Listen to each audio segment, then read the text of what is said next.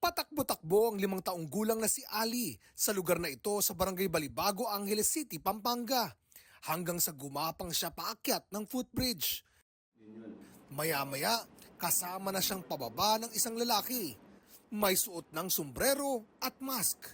Nilagyan niya ng sombrero yung bata.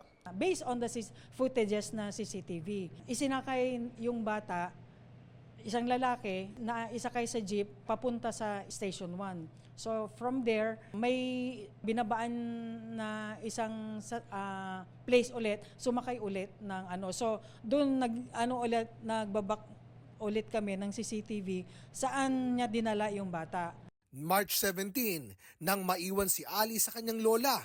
Hindi pa rin siya nakikita, kaya labis-labis na ang pag-aalala ng kanyang pamilya.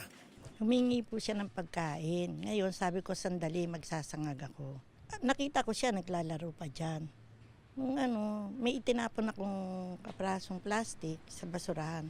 Napansin ko bukas yung gate. Anong ko sobra po. Sakit po kasi maliit pa po yung anak ko. Nagmamakawa po ako kung sino po makakita ng anak ko. Sana ibalik po.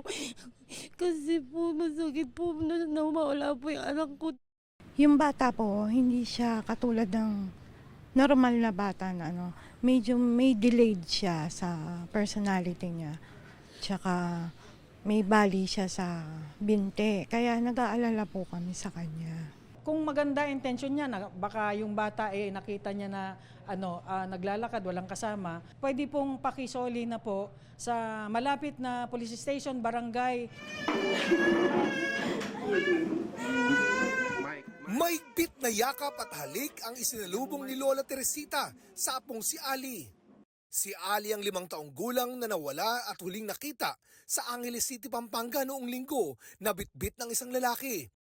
Matapos ang 4 na araw, natuntun siya sa Barangay San Bartolome sa Novaliches, Quezon City kaninang umaga. Namukaan siya ng ilang taga roon. Nakita rin si Ali sa CCTV kasama ang lalaking kumuha sa kanya.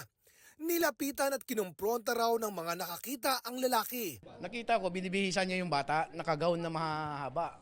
Sabi ko, anak mo ba yan? Hindi sumasagot. Bigla po siyang binihisan yung bata, dinala yung bag, parang nag-aaligaga na siya, nakaalis. Kaya sabi ng asawa ko, sige sumakay kang motor, ikutan natin kahit siya pumunta.